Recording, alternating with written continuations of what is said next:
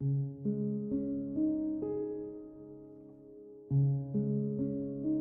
guys! So today we're going to talk about characteristics of psychological assessments, and that's going to include 7 categories: clinical interviewing, mental status exam, intelligence testing, personality testing, behavioral assessments, multicultural assessments, and neuropsychological assessments. And while we go through these, I'm going to be adding in a little bit of my own story and what I had gone through or what I remember.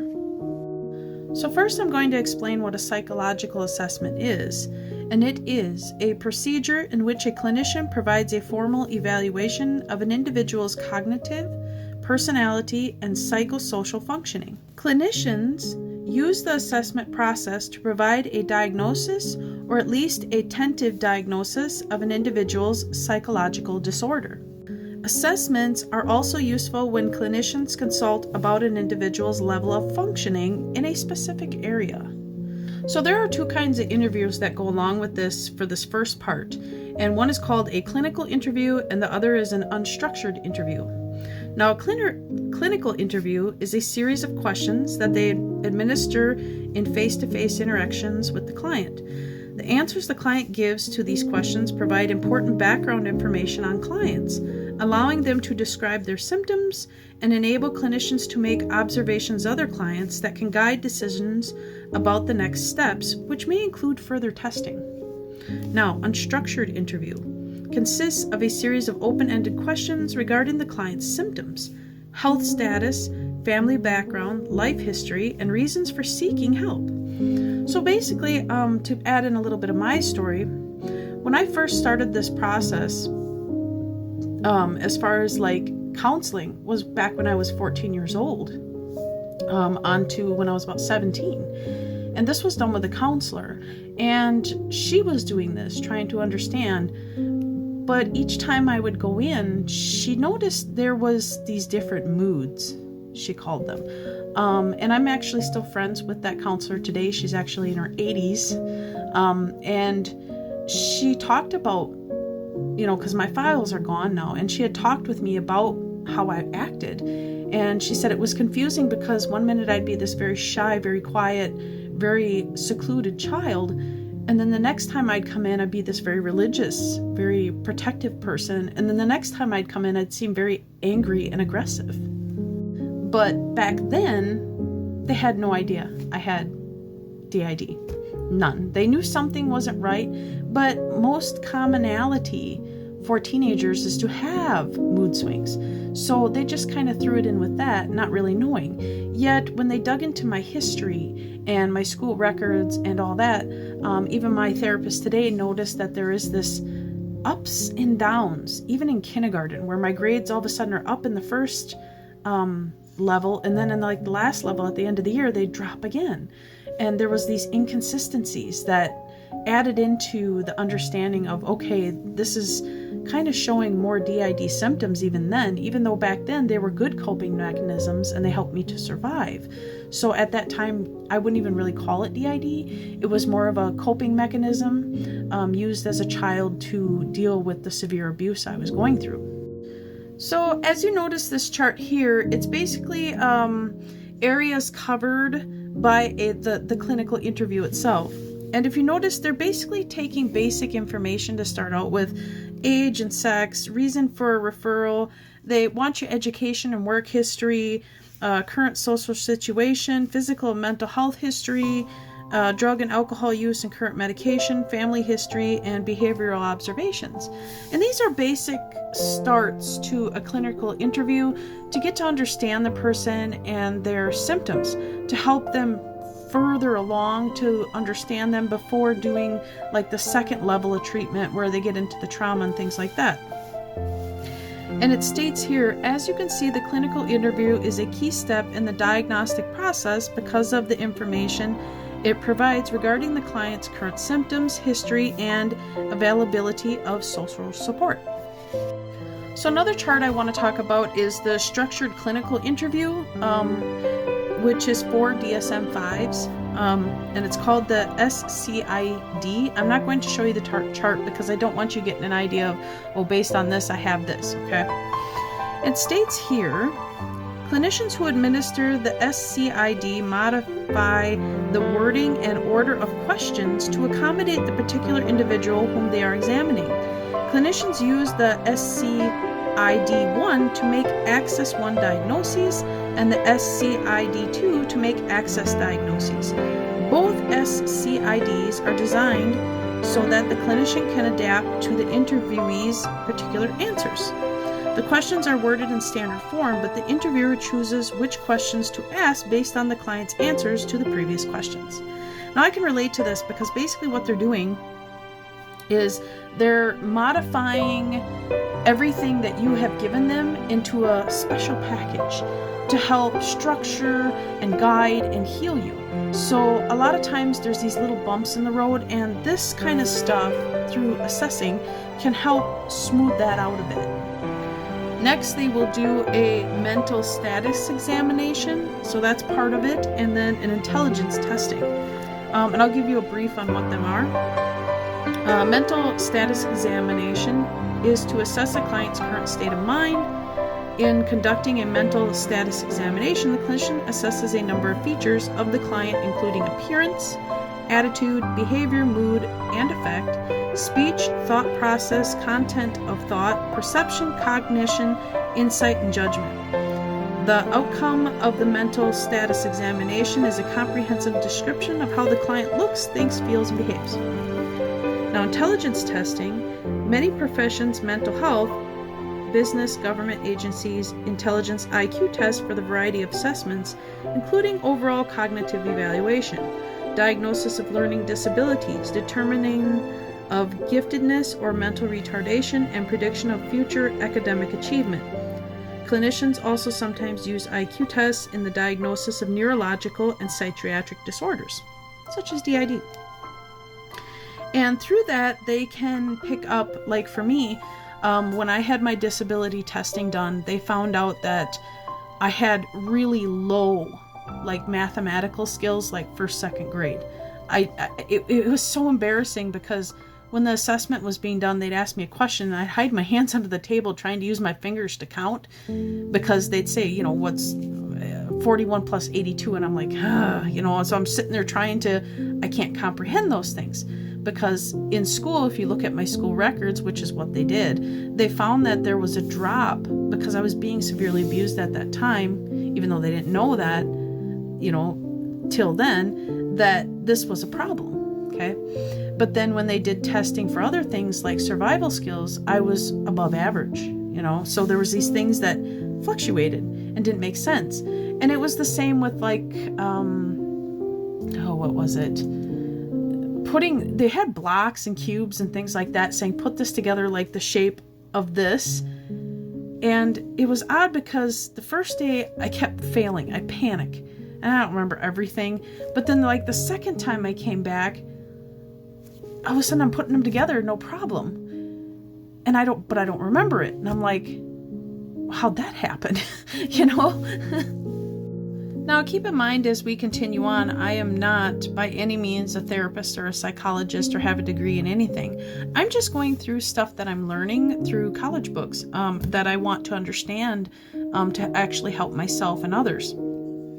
And here in this chapter here, it talks about behavioral assessment and multicultural assessments. Unlike psychological tests, behavioral assessments record actions rather than responses to rating scales or questions. The target behavior is what the client and clinician wish to change. Behavioral assessments include descriptions of the events that precede or follow the behaviors. We call events that precede the behavior antecedents and events following the behavioral consequences. Sorry. Again, I have this speech impediment thing and it just, yeah. Okay. Multicultural assessments. When psychologists conduct an assessment, they must take onto account the person's cultural, ethnic, and racial background, performing a multicultural assessment. Clinicians evaluating clients who speak English as a second language or do not speak English at all must ask a number of questions. Does the client understand the assessment process sufficiently to provide informed consent? Does the client understand the instructions for their instrument? Are there normative data for the client's ethnic group? Even if clients appear as fairly fluent, they may not understand idiomatic phrases for which they are multiple meaning. So, how does this fit into DID? Well, for one, behavioral issues with alternative states can differ from alter to alter. Their somatic symptoms or physical ailments can vary from alter to alter.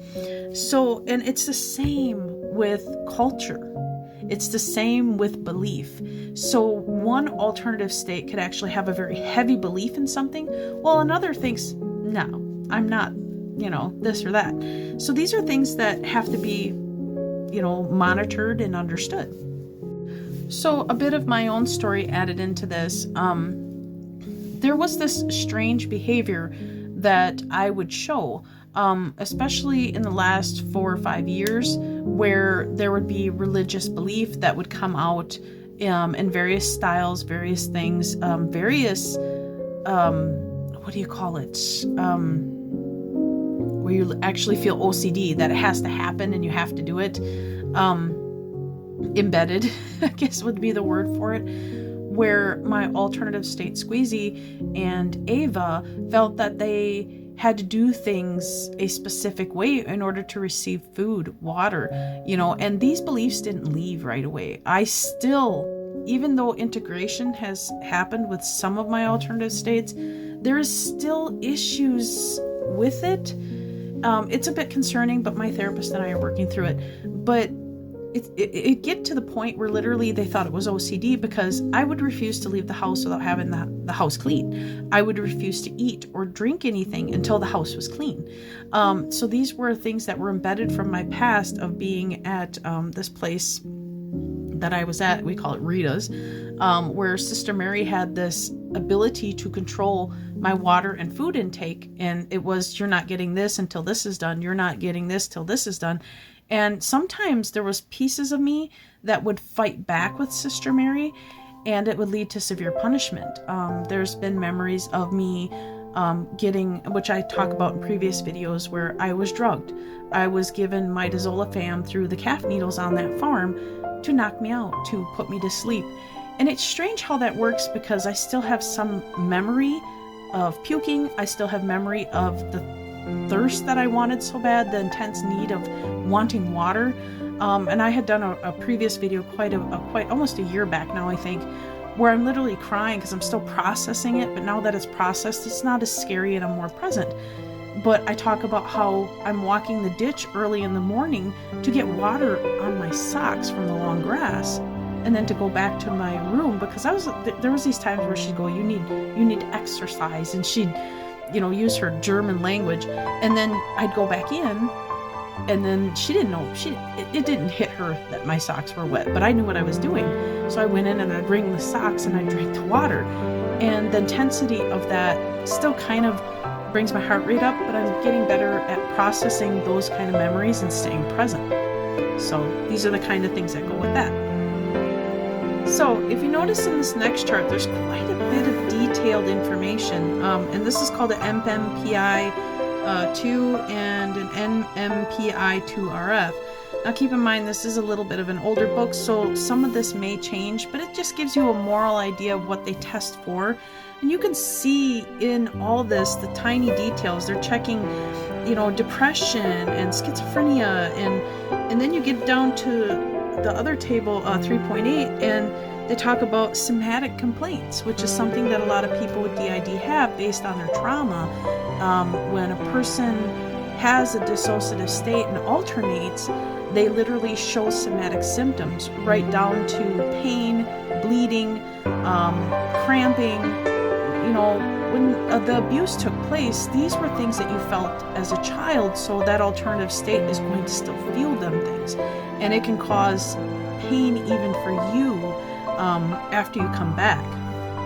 So it states here Clinicians use tests of personality to understand a person's thoughts, behaviors, and emotions.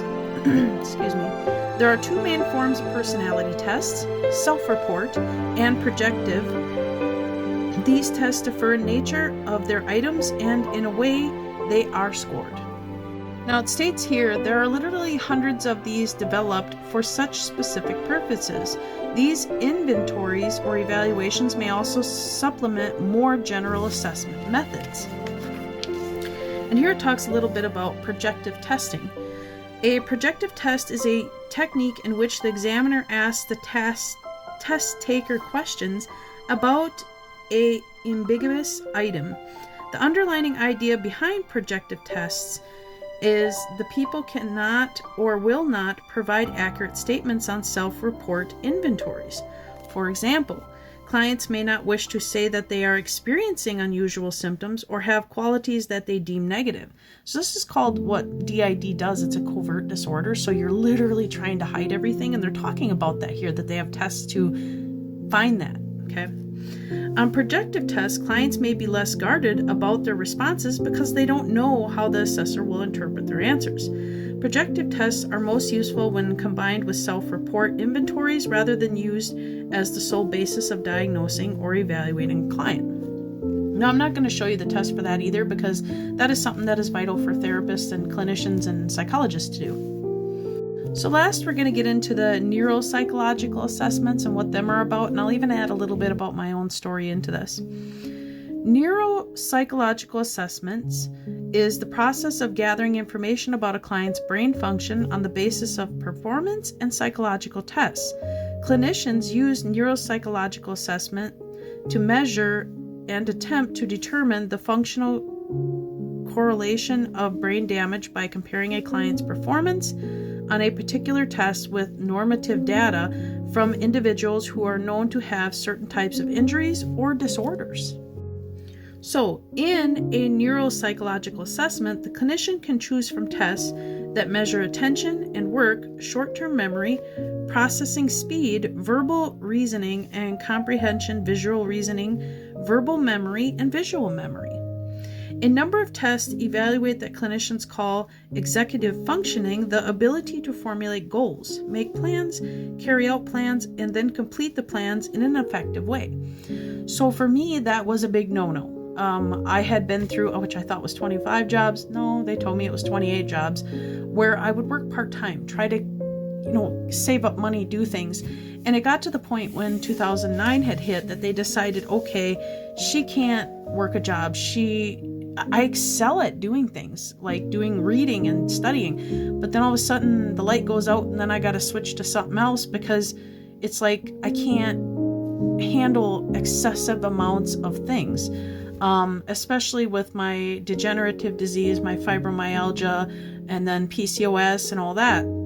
It adds into it as well. And the IBS makes things worse too, because if I stress out, I'll have an attack with that. So it states here, neuroimaging provides pictures of the brain's structures or level of activity, and therefore is a useful tool for looking at the brain. There are several types of neuroimaging methods that varies in types of results they provide. An EEG measures electrical activity in the brain. EEG activity reflects the extent to which an individual is alert, resting, sleeping, or dreaming. The EEG pattern also shows particular patterns of brain waves when an individual engages in particular mental tasks. So these are things that can be done, especially with DID assessing. They want to know, what kind of trouble you're having. If you have insomnia, your EEG will show that. And another thing I want to talk about is the fMRI. Now, what is an fMRI? Functional magnetic resonance imaging provides a picture of how people react to stimuli virtually in real time, making it possible to present stimuli to an individual while the examiner monitors the individual's response. Brain scans can produce evidence of specific areas of damage, but they do not necessarily correspond to the specific loss of behavioral functioning. So that's important. I had brain scans done, and it had showed with, which is the reason why they wrote in my disability papers and whatnot, that I had a dissociative disorder, because they got to looking into it where my brain activity would shut down in one area and then all of a sudden light up in another, showing that with the stimuli that they were giving me and the talking and whatnot, that all this would have a reaction, but in an abnormal way. Okay. So let's chase this up with the ending. And it says, in addition, clinicians performing assessments attempt to understand a client's adaptive skills so that they can make recommendations to build on his or her existing abilities and help address treatment to maximize his or her functioning in everyday life. So that's why it's so vital that, you have these assessments done, because they can really help with your functioning. So I hope you found this chapter useful. For me, it was a pleasure to do. I hope you found some education in it. I'm really starting to try to dig into more education, college books, things like that, because it keeps my mind busy. And that is something I want to mention with DID, is to function. You'll want to do the sight, smell, sound, and touch thing constantly. So let's say you overact your sighting. So let's say you want to switch to something else. You can activate by sound. You can shut your eyes and listen to music. If sound's too overstimulating, you can go with touch, painting, drawing. These are all things that can keep you more grounded, more stable. It's just a suggestion. It's something that works for me. And my story is such a long one and such a hard-driven life, but to me, I kind of just want to go on with life. I don't want to deal with getting stuck anymore. DID is not fun. It's not glamorous, and there's a lot of scientific work going behind it. You will see on TikTok that they mention that nothing's being done. Well, as you heard me just read, and this is DSM-5 updated, by the way, just in case you're wondering, they're doing the work, then some. I think TikTok has gotten to the point that I'm hoping they ban it. They're talking about banning it. I think it will make a big difference for people that really do suffer from this disorder to be more validated and understood. TikTok is not something to learn about DID on. It's more of a glamorization and a show. And even those big creators, even if they are diagnosed, they're misrepresenting the disorder so wrongly. I hope that they can change their, material and start educating properly. So that's all I have today, guys. Loves. Bye.